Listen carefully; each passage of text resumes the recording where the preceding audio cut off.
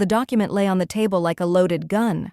Nadia Foster stared at the man sitting across from her, his presence commanding the entire room. Kang Min-Jae, Seoul's most feared CEO, impossibly handsome in his designer suit, whispered to have no interest in women. Their families orchestrated this union for power, nothing deeper. But when those intense dark eyes locked with hers, electricity crackled between them.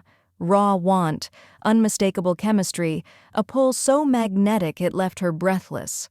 He rose suddenly, tension rolling off him in waves, looking at her like she'd just demolished every wall he'd carefully constructed around his heart. "Sign it," he commanded, his voice rough with barely concealed emotion. Nadia's fingers shook as she lifted the pen.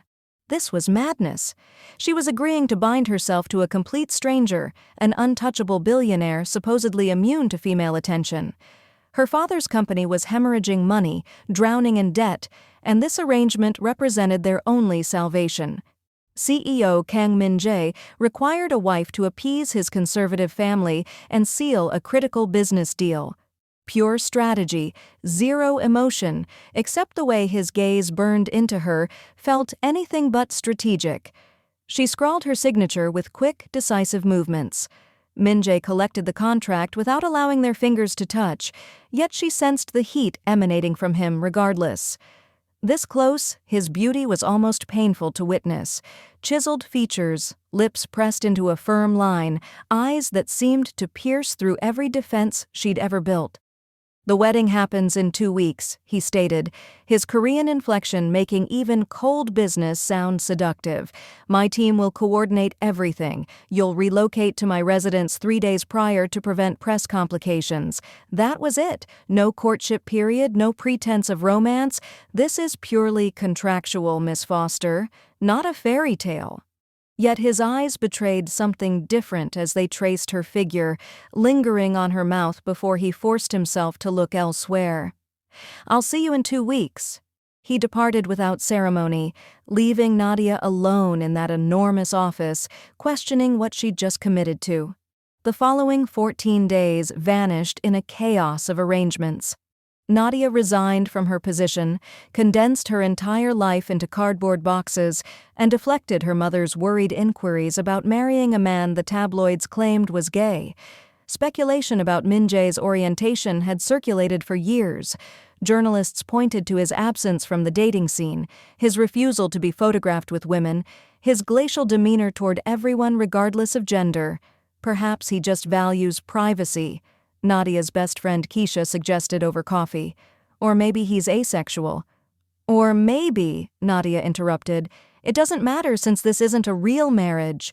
2 years, then a quiet divorce, and we both walk away with what we need. But she couldn't erase the memory of how he'd watched her in his office, like she was oxygen in a vacuum, like she'd ignited something inside him he thought had never existed.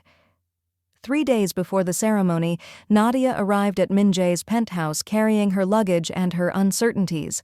The space matched her expectations perfectly.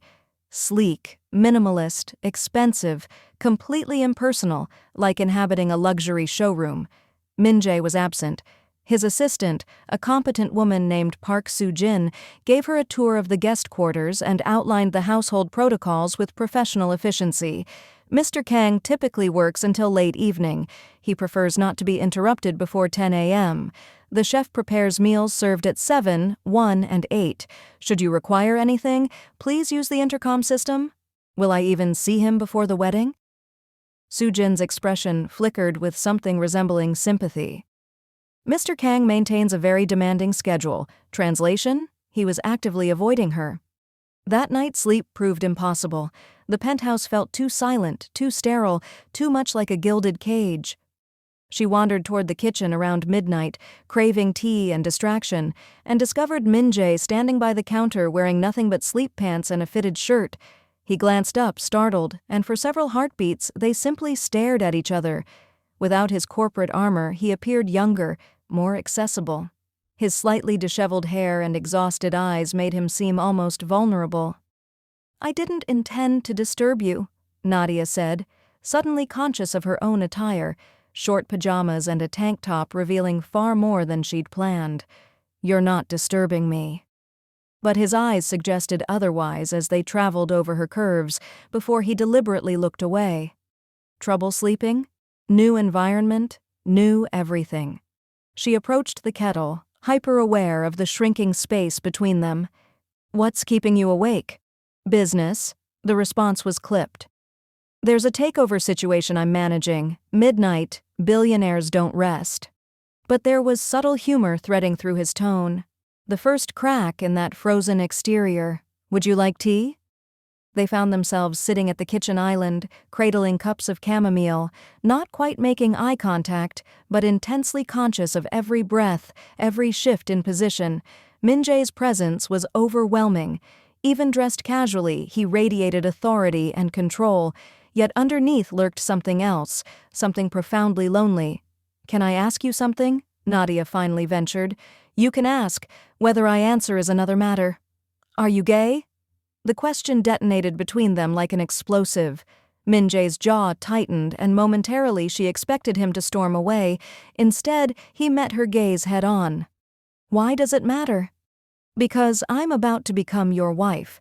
Because I'd prefer to understand what I'm entering beyond a business transaction. The rumors serve a purpose," he said carefully. "They discourage questions, prevent expectations I cannot fulfill. That's avoiding the question." "No." His eyes blazed with intensity. "It's not, but it's all you're receiving tonight." The wedding was pure spectacle.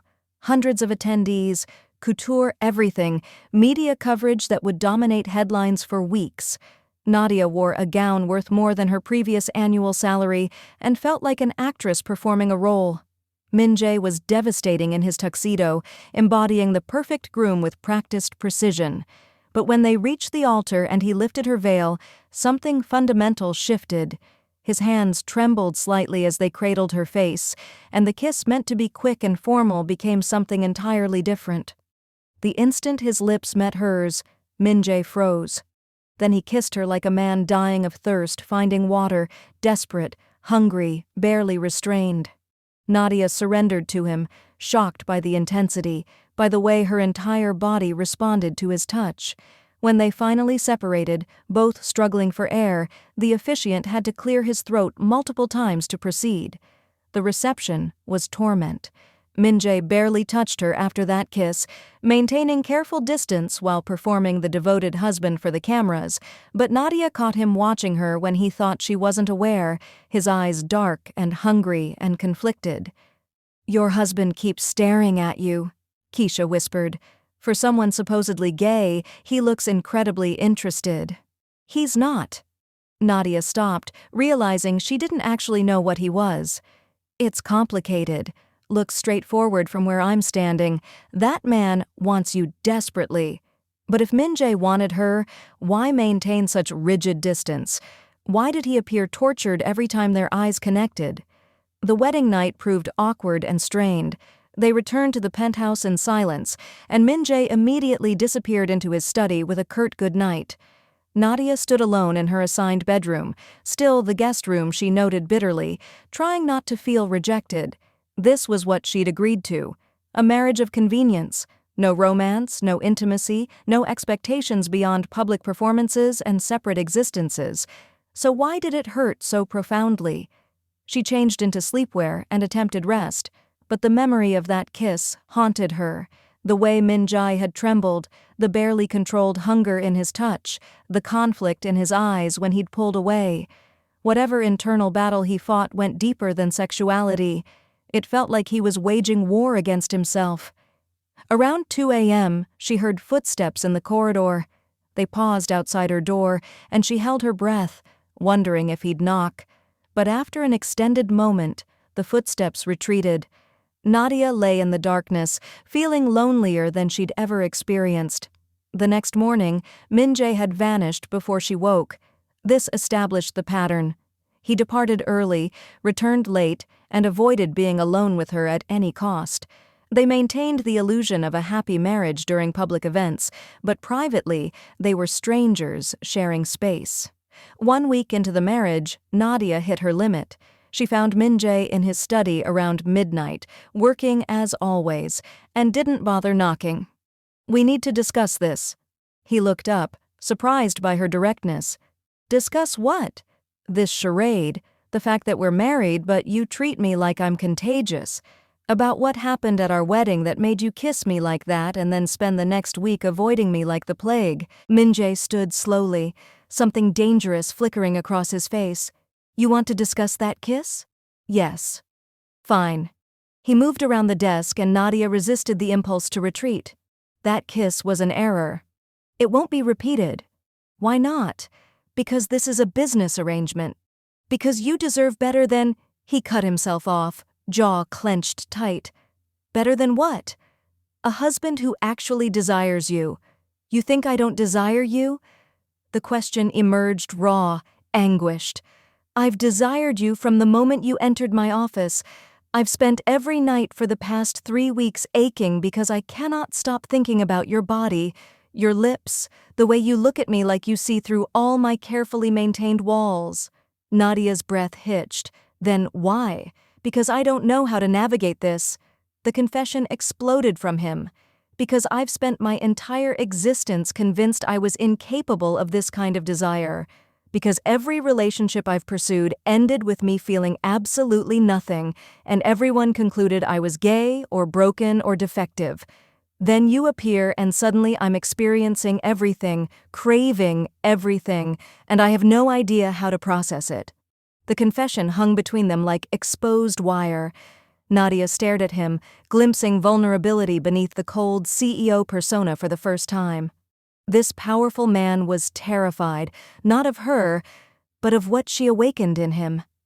You're not broken, she said softly. You don't know that. I know you kissed me like you were starving. I know you avoid me because you want me too intensely, not insufficiently. I know. She stepped closer, emboldened despite her racing pulse. I know I want you too. Min-Jae's control shattered.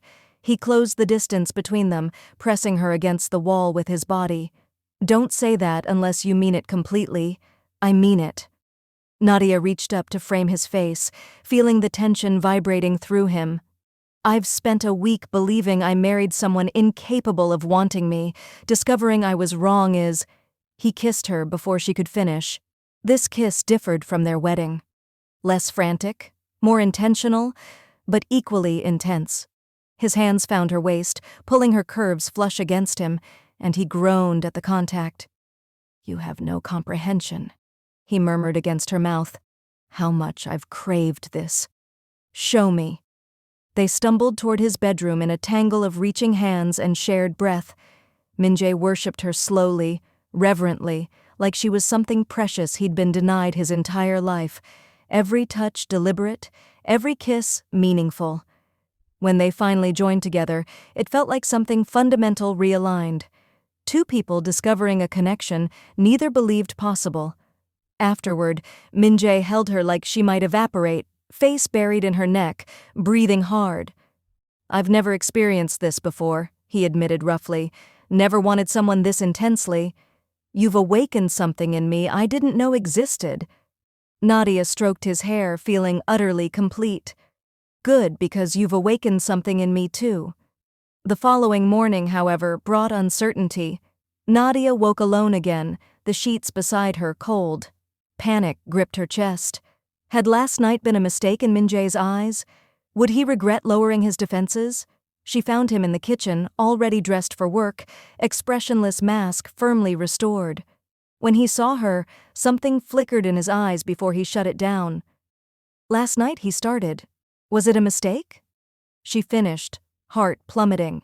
No, but it's complicated matters. How? Because this was meant to be simple business. Now it's… He struggled for words.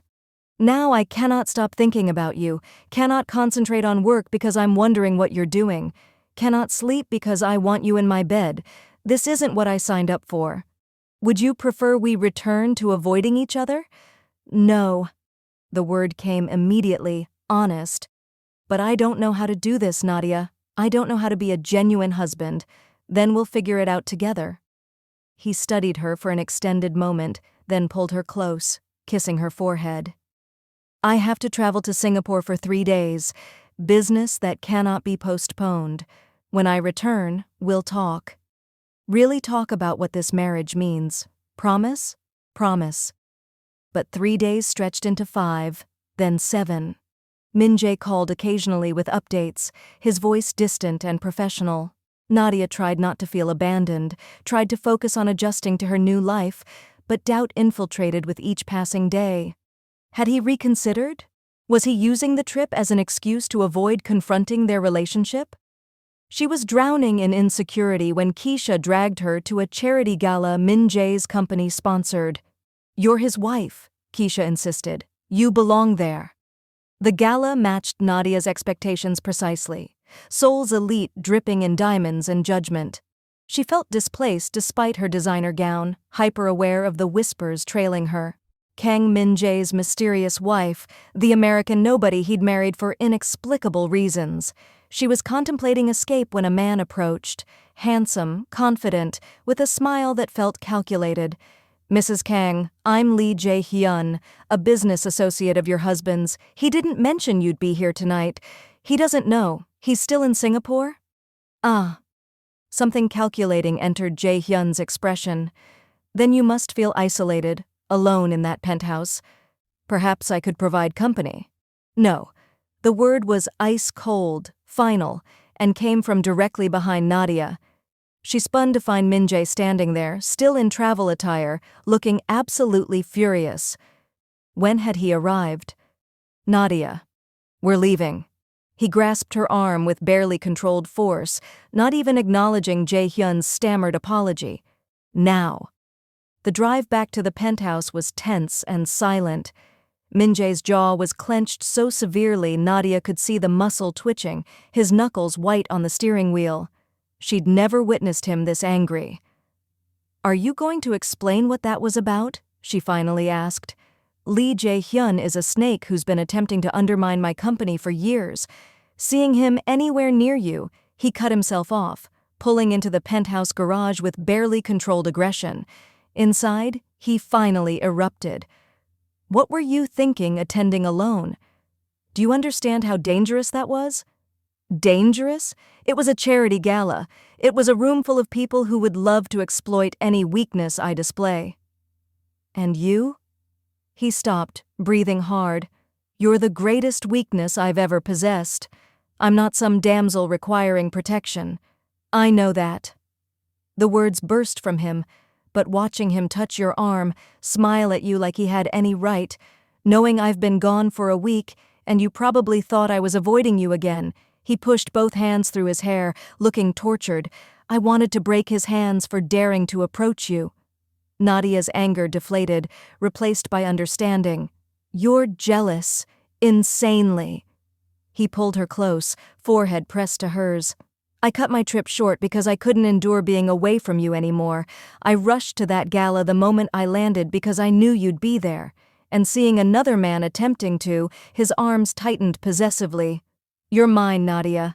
I know I have no right to feel that way after disappearing for a week, but I cannot help it.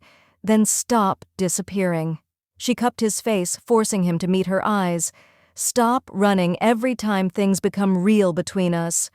I'm your wife, Min-Jae. Start acting like you want me to be. I do want that." He kissed her desperately. "I want everything with you. It terrifies me how much." They made it to the bedroom this time, and what transpired there erased any doubt about whether Min-Jae desired her. He demonstrated exactly how much repeatedly until they were both exhausted and satisfied and entwined in the darkness.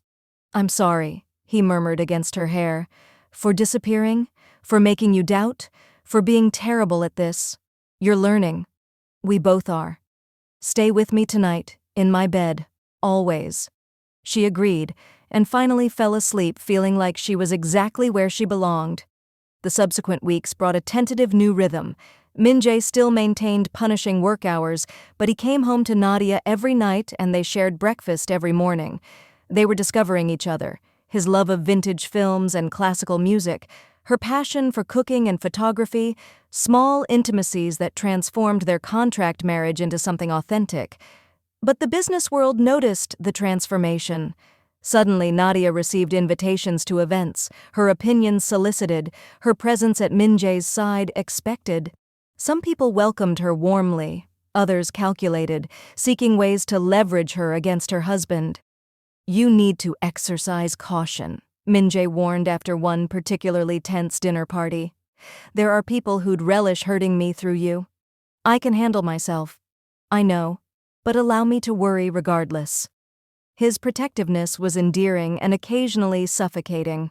He assigned security to follow her discreetly, called multiple times daily to check on her, and scrutinized everyone who approached her with suspicious intensity. Nadia understood why. In his world, love was leverage, and revealing he cared about her made them both vulnerable. She just wished he'd trust her to be more than a potential liability. 1 month into their genuine marriage, everything transformed. Nadia was working from home when Soo-jin appeared, looking uncharacteristically shaken. "Mrs. Kang, there's been an incident.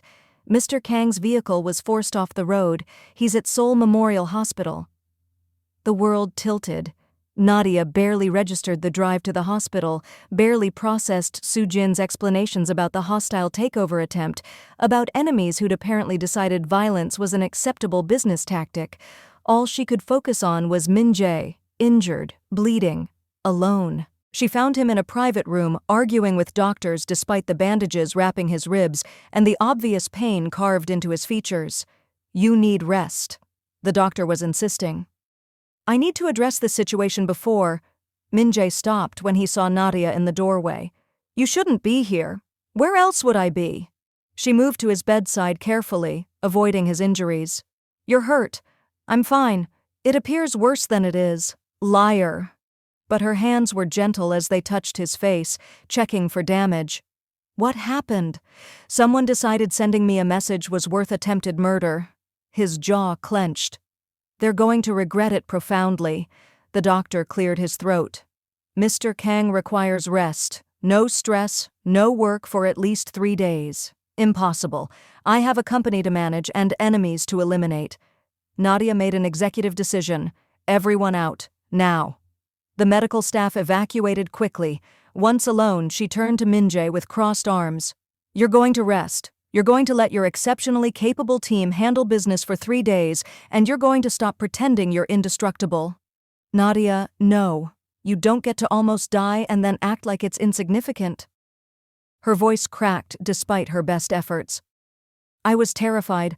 I thought I'd lost you before we even had a genuine chance." Something in his expression softened. He pulled her carefully onto the bed beside him, wincing slightly at the movement. "I'm sorry. You're right. I'll rest." His arms came around her, holding tight. "But we need to discuss security. This attack wasn't random. Someone is targeting me and by extension targeting you." "What do you mean?" "I mean, whoever orchestrated this knows hurting you would destroy me. They'll pursue you next." Min-Jae was correct. 3 days later, Nadia was departing the penthouse for a lunch appointment when 2 masked men grabbed her in the parking garage. She fought. Min-Jae had insisted on self-defense training after the hospital, but they were stronger, prepared. The last thing she witnessed before darkness claimed her was her phone tumbling across the concrete, Min-Jae's name still displayed from her last call. She regained consciousness in a concrete room reeking of mold and despair, hands zip-tied, head throbbing. 2 men stood guard, and through a window she glimpsed they were in some abandoned warehouse. "Finally conscious," one said in Korean. "Excellent. Mr. Kang should be receiving the video we dispatched by now. Let's discover if his wife is worth him destroying his empire." Terror spiked through her, but Nadia forced it down. Min-Jae would come. She knew it with absolute certainty. She just had to survive until he arrived. Back at the penthouse, Min-Jae stared at the video on his phone with absolute fury. Nadia was restrained to a chair, frightened but defiant, while a distorted voice issued demands. Surrender the merger, resign as CEO, transfer controlling shares to their shell corporation.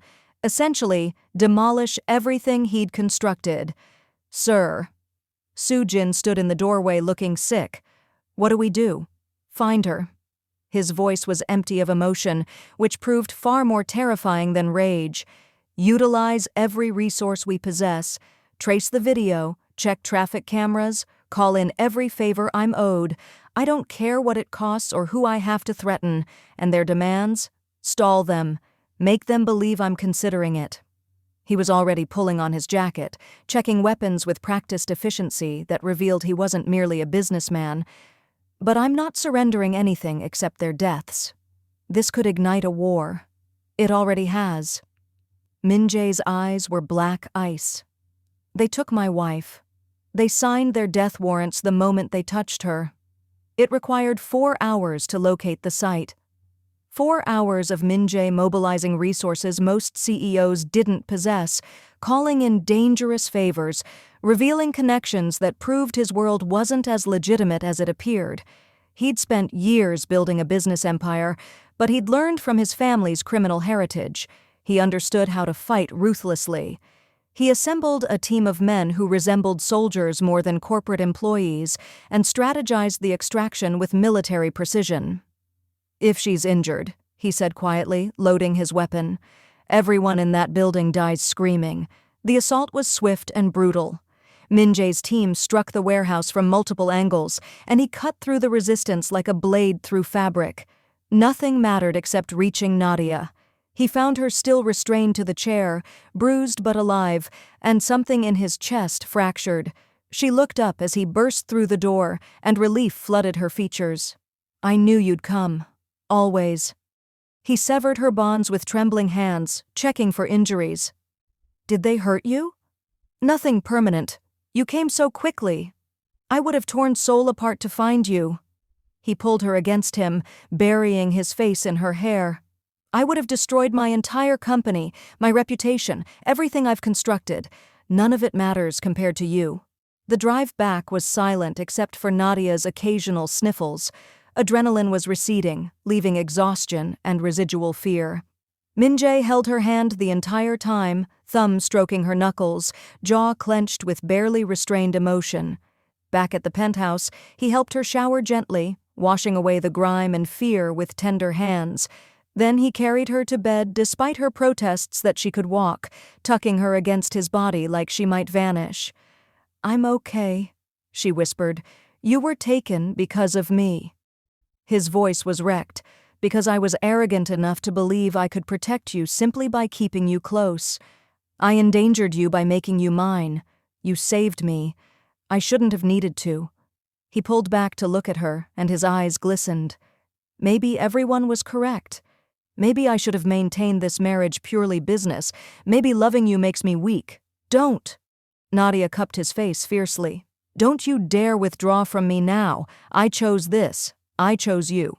And yes, your world is dangerous, but I'd rather confront that danger with you than be safe without you. Even after today.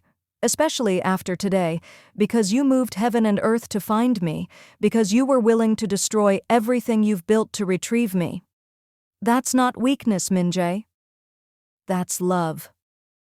He kissed her desperately, and what followed was tender and intense, both of them needing to reconnect, to prove they were alive and together and unbroken. Afterward, as they lay tangled together, Min-Jae made a decision. "Marry me again." Nadia laughed tiredly. "We're already married. I know, but the first time was business, cold and transactional. I want to marry you again properly, with vows that actually hold meaning. I want to choose you publicly, irrevocably, not because of contracts or mergers, but because I love you." Her breath caught. "You love me?" "Desperately, completely, so profoundly it terrifies me." His hand found hers, linking their fingers. "You awakened something in me I believed was dead or non-existent. You made me experience desire, passion, love, all the things I'd convinced myself I was incapable of. So yes, I love you, and I want everyone to know it."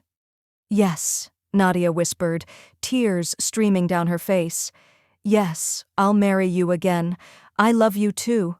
The subsequent months were a whirlwind. Min-Jae systematically destroyed the people who'd orchestrated the kidnapping, utilizing both legal and less-than-legal methods to ensure they'd never threaten anyone again. He also restructured his security, hired a personal protection detail for Nadia, and initiated the slow process of transitioning more of his business into legitimate territory. "I want to construct something clean," he explained one night, "something our children won't have to be ashamed of." "Children?" Nadia's heart skipped. "Eventually, if you desire them."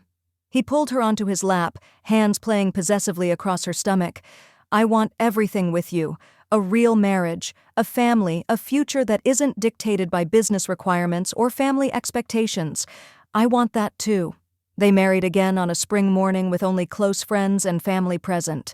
This ceremony was nothing like their first. Intimate, emotional, filled with vows that resonated.